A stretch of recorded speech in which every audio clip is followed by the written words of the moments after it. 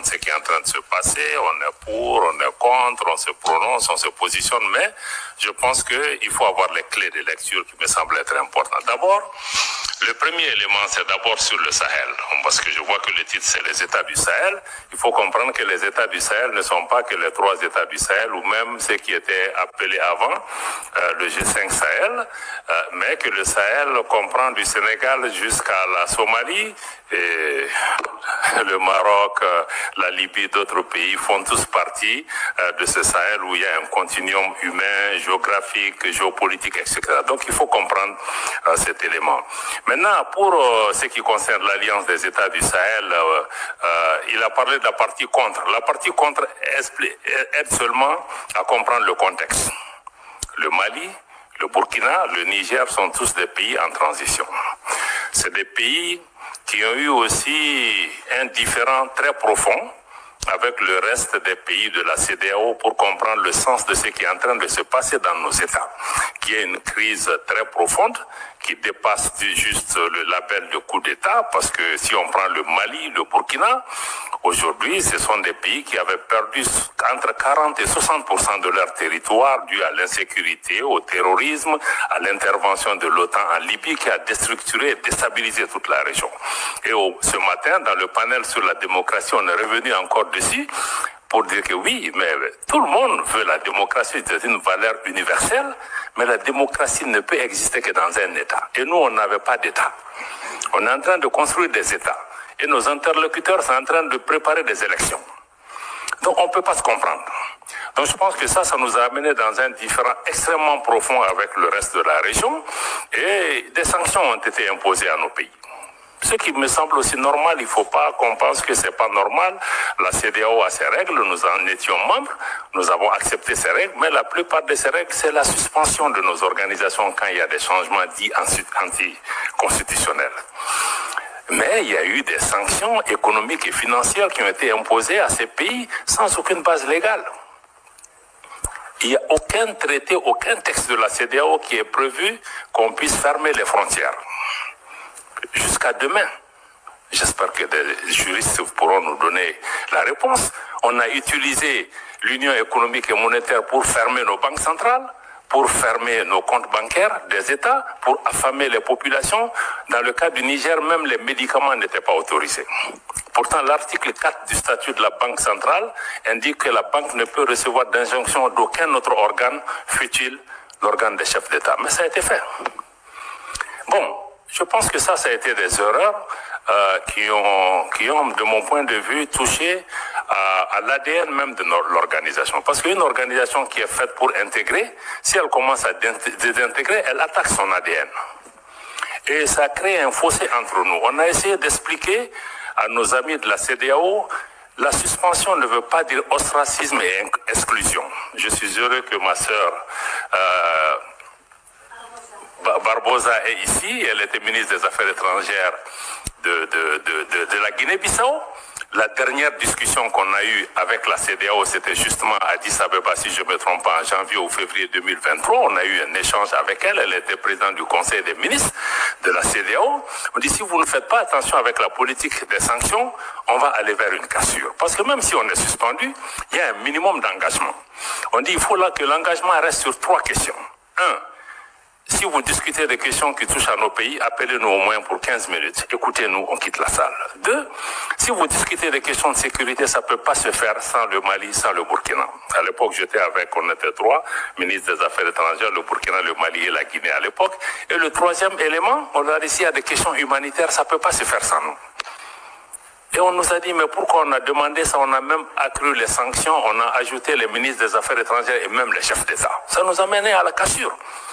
Et à partir de ce moment, nous, on a dit, bon, puisque nos chefs d'État sont sanctionnés, les ministres des Affaires étrangères sont sanctionnés, vous avez fermé la porte du dialogue. Donc, vous n'allez plus pouvoir aussi venir dans nos pays, sinon on ne peut pas aller chez vous. Je pense que ce sont ces erreurs accumulées qui nous ont amenés jusqu'à ce que, maintenant, il y a eu le coup d'État au Niger, et la CEDEAO a décidé de faire une intervention militaire. Vous savez que quand on est dans une union, ça veut dire qu'il y a même un pacte de non-agression. On ne peut pas se lever C'est vrai, même si un chef d'État est renversé, se lever un matin pour dire qu'on va attaquer un pays, pour la CEDEAO qui depuis 20 ans a une force en attente qui est toujours en attente. Ça veut dire en réalité ce sont des acteurs extérieurs à la région qui dictent leur volonté à la CEDEAO. Je suis désolé de dire, même l'Union africaine, l'Union européenne a soutenu cette décision de la CEDEAO d'attaquer un pays souverain qui lutte depuis 10 ans contre le terrorisme. Ses frontières sont fermées. Quand vous attaquez le Niger, mais vous attaquez une armée, mais vous libérez les terroristes. Ils vont aller où? Au Mali, au Burkina, partout. Donc à partir de ce moment, on s'est dit que cette organisation commence à être dangereuse pour nous. Non seulement on punit nos populations, mais le fait d'être membre peut même t'amener à ce qu'on attaque le pays.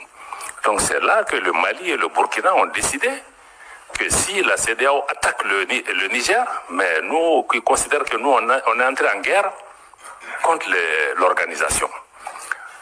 Et c'est à partir de cet instant que nous avons mis une alliance militaire défensive en place pour dire que bon, nous nous mettons ensemble pour faire face à une menace existentielle, mais en mettant en place une approche géopolitique de la question.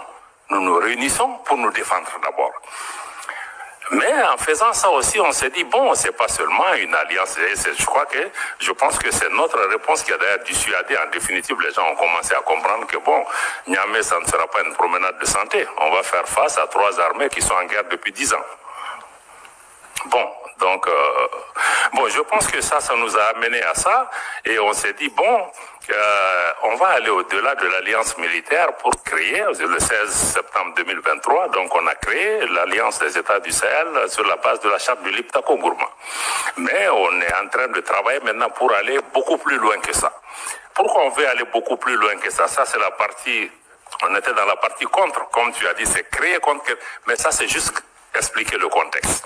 Mais en réalité, la partie pour c'est que la région qu'on appelle le Liptako-Gourma, qui réunit les 3 États, que certains ont appelé la zone des 3 frontières, abusivement, mais cette zone est une zone géoculturelle et géographique qui existait depuis des décennies. D'ailleurs, il y a une organisation, l'autorité du Liptako-Gourma. Ces 3 pays partagent les mêmes réalités climatiques, géographiques, culturelles et même sécuritaires. Donc on a décidé de mettre en place une communauté qui puisse nous aider, à assurer la sécurité, à lutter contre le terrorisme, parce qu'on lutte contre le terrorisme dans cet espace depuis longtemps, mais on ne pouvait pas le faire ensemble. Maintenant, on va le faire ensemble. Et contre tous les autres facteurs d'insécurité, le deuxième pilier, c'est de travailler à mettre en place une intégration économique poussée, parce qu'il y avait déjà un espace économique et géoculturel qui était là pour pouvoir travailler, pour renforcer la libre circulation dans nos pays, avoir des projets intégrateurs dans le domaine de l'énergie, dans le domaine des transports, dans le domaine des infrastructures, bon, parce que nos pays sont physiquement aussi liés par beaucoup de réalités qu'on peut, et ces pays regorgent aussi des ressources minières, minéralogiques, de toutes sortes. Ne serait-ce que si on prend les ressources souterraines de cette région, c'est énorme. Personne ne voit le Sahel en tant que source d'approvisionnement de l'Afrique et du monde en ressources en eau. Parce qu'on voit que l'aspect désertique. Donc, je pense que ça, il y a l'aspect intégration économique sur lequel nos ministres des Finances et les ministres en charge du développement ont travaillé pour pouvoir vraiment nous rapprocher davantage. Et le troisième, c'est vraiment travailler ensemble pour que nos pays parlent d'une seule voix, avoir une action diplomatique coordonnée. Donc, si on dit donc cet espace économique là sur lequel on est en train de travailler, je pense que c'est extrêmement important de regarder. Nos ministres en charge des affaires étrangères ont recommandé au chef d'État d'aller même vers une confédération. C'est-à-dire que une confédération en prélude à une fédération des 3 États qui se fera par étapes. Pourquoi nous proposons ça? Parce que nous, nos pays, je dois le répéter, la première réponse était peut-être contre quelque chose, mais quand on a commencé à exister, beaucoup ont dit, même la CEDEAO, les premières réactions, quand on a signé la charte du Liptako-Gourma, c'est que ces pays veulent casser la région. Ils veulent diviser, ils veulent attaquer l'intégration africaine. Mais le Mali, le Burkina, quand vous regardez nos leaders historiques de Modibo Keïta au Thomas Sankara jusqu'à aujourd'hui, Mais ces pays restent fondamentalement engagés pour l'intégration africaine. L'article 180 de la dernière constitution du Mali, adoptée l'année dernière, réitère l'attachement du Mali à abandonner tout ou partie de sa souveraineté pour réaliser l'intégration du Mali de l'Afrique, avec tout État africain. Donc pour nous, notre engagement pour l'intégration et l'unité et l'idéal panafricain reste intact, mais nous trouvons que certaines de ces organisations, de notre point de vue, en tout cas, n'incarnent plus cet idéal. Et que il nous faut, à travers l'Alliance des États du Sahel, proposer une alternative. D'avoir une organisation qui ne soit pas pilotée par l'extérieur, une organisation qui ne devienne pas un danger pour ses membres, pour ses populations.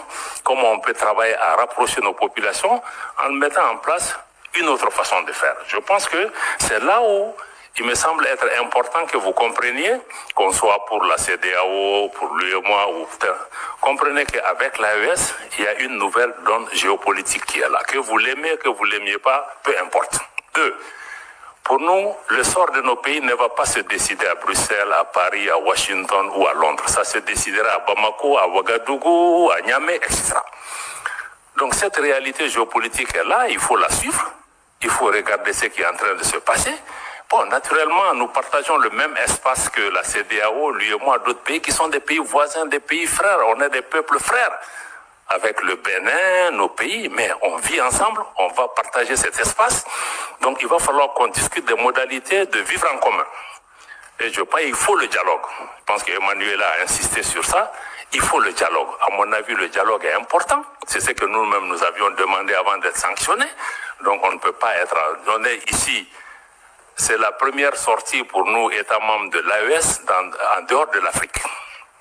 Donc ça veut dire que nous sommes prêts. Sinon on aurait pu vous dire que venez parler en Afrique avec nous. Mais si on est venu, c'est qu'on est ouvert. On veut que vous lisez la dynamique de l'AES à travers nous et non à travers des personnes qui sont mandatées ou qui ne sont même pas mandatées, qui analysent notre région, qui parlent en notre nom. C'est pourquoi on est là. Donc c'est vraiment dommage parce que moi je crois que beaucoup refusent le dialogue. Je me réjouis qu'Emmanuela et d'autres continuent vraiment à travailler sur ça. On est très peiné de voir que même des responsables européens, certains disent on ne va pas parler avec eux, même africains, certains disent on ne va pas faire de photos avec eux. Mais on dit mais ça nous fait quoi que vous preniez des photos avec nous? Mais ça ne va pas changer. Nous, on se bat pour le devenir de nos populations. On voit les gens qui meurent. Moi, une photo avec tel ou tel, c'est pas ce qui importe pour nous. Donc certains vont jusque-là, des pays voisins. Personne, je dis aux gens, personne ne va nous faire déménager de cette région. Que tu prennes la photo avec moi ou pas, mais on sera là. Tu seras là, je serai là. Donc moi je pense que ça c'est important et j'apprends aussi que même des responsables européens disent à leurs gens non, non, non, il ne faut pas que vous soyez vus avec eux, il ne faut pas que... Mais je crois que c'est de l'enfantillage parce qu'en réalité, nous on n'a pas de problème personnel avec quelqu'un. On a des différents politiques. On peut parler pour trouver des solutions. Mais vraiment, nous, on n'a pas... Je pense qu'il faut que nos dirigeants s'élèvent à la hauteur de leur tâche et de leur mission et non être dans des épiphénomènes de faire des photos ou de gérer des mains des gens. Moi, si c'est l'intérêt du pays, même avec le diable, je vais dealer. Voilà, donc quand c'est nécessaire. Donc je pense que ça me semble être... Ça me semble être important, voilà, donc du point de vue de l'AES, je vois que c'est ce qu'il faut que vous compreniez. Il y a une dynamique qui est en cours, la CEDEAO va continuer son parcours, on va se parler, on va identifier des moyens de coexistence passive. Surtout ce qui est important, c'est comment travailler pour pouvoir préserver l'intérêt de nos populations qui vivent dans ce pays. Des pays qui ont toujours été fraternels. Je vous dis que nos populations sont en avance sur nous. Tous les problèmes que vous voyez dans la région, c'est entre les dirigeants. Hein? C'est pas entre les peuples. Moi, je vais dans tous ces pays où les dirigeants ne veulent pas nous parler, mais les peuples sont chaleureux avec nous. Donc, les populations n'ont pas de problème. Il faut que les dirigeants suivent leur population. Voilà. Donc, pour moi, vraiment, c'est ça. Je vais peut-être laisser le reste pour qu'on vienne vraiment à des questions majeures. Mais aujourd'hui, l'AES se bat pour ça.